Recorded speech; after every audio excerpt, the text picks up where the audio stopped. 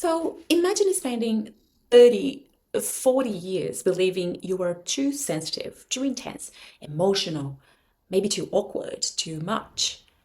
Imagine trying therapy, anxiety medication, productivity systems, self help books, and constantly wondering why everyone else seems to have receive instructions on a manual of how to be a human being. But then you don't feel like you know what's going on all the time. You cannot sense why people behave in a certain way. Then one day, someone says a word, autism. And not because you change, but because someone recognizes you.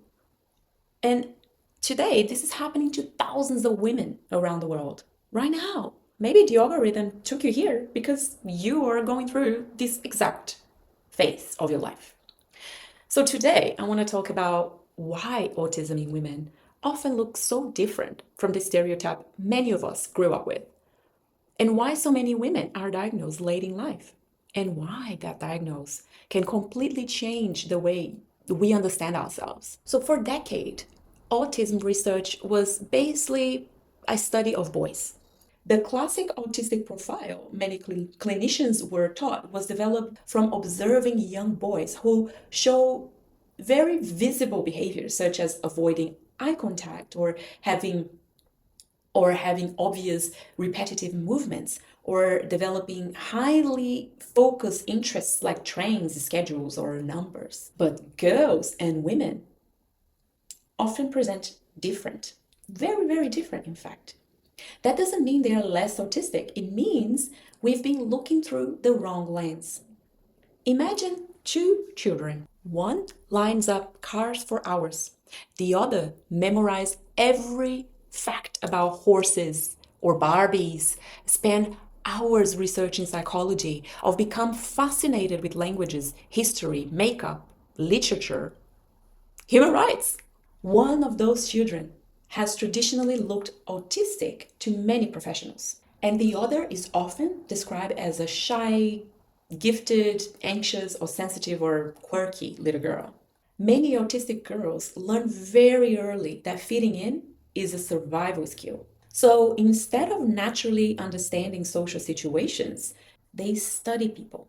They memorize social rules. They copy other people's facial expressions. They rehearse conversations before they happen. But then they go home and they are depleted. They are completely exhausted. And often people say, but she has friends, or but she makes eye contact, or but she's empathetic. But the question isn't whether she can do these things. The question is how much energy it costs her to do them.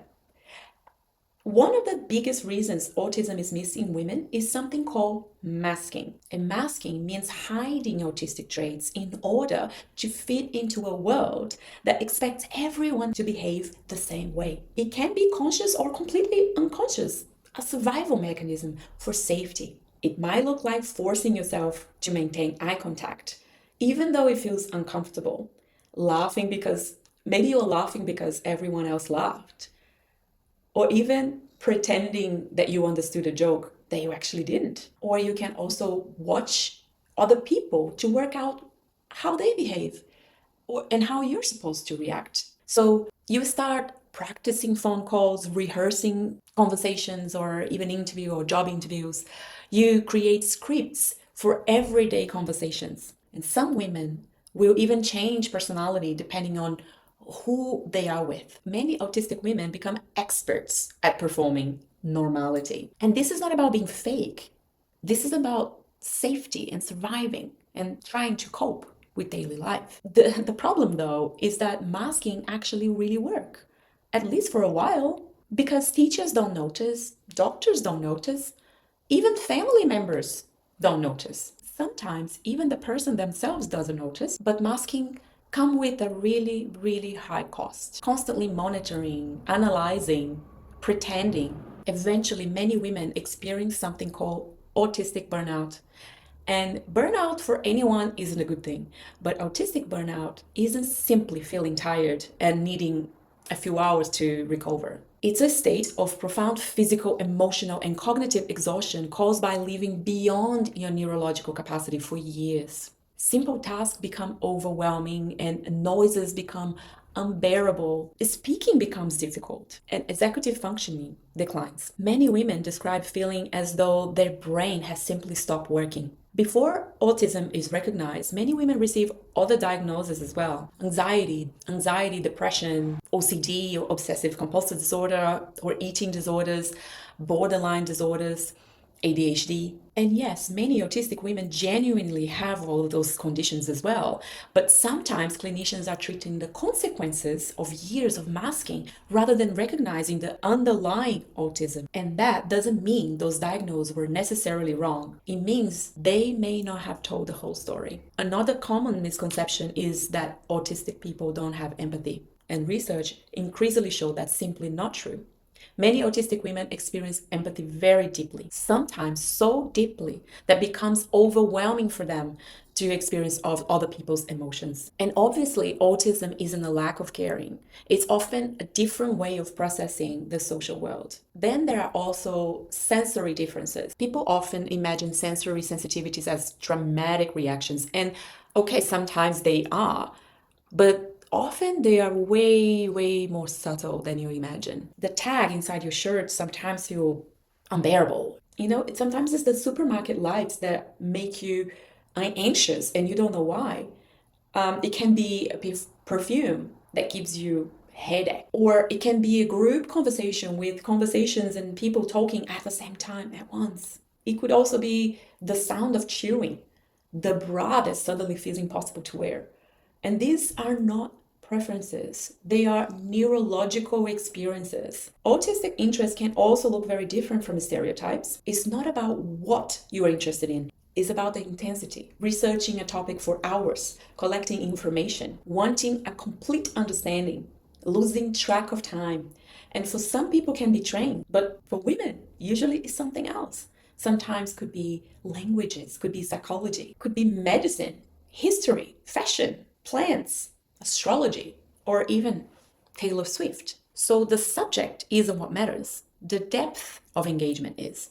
Late diagnosis can bring enormous relief, but it can also bring grief. Grief for years of spending believing you were weird or broken. Years of loss of opportunities, a grief for the relationships that might have made more sense if everyone had understood what was really happening to you. The kinds of help and support that you could have had if you knew it earlier in life. Many women describe going through a complete identity reconstruction after diagnosis. You start asking yourself which parts of me are genuinely me and which parts were survival or trying to fit in for safety. For most of my life, I also believe I was different.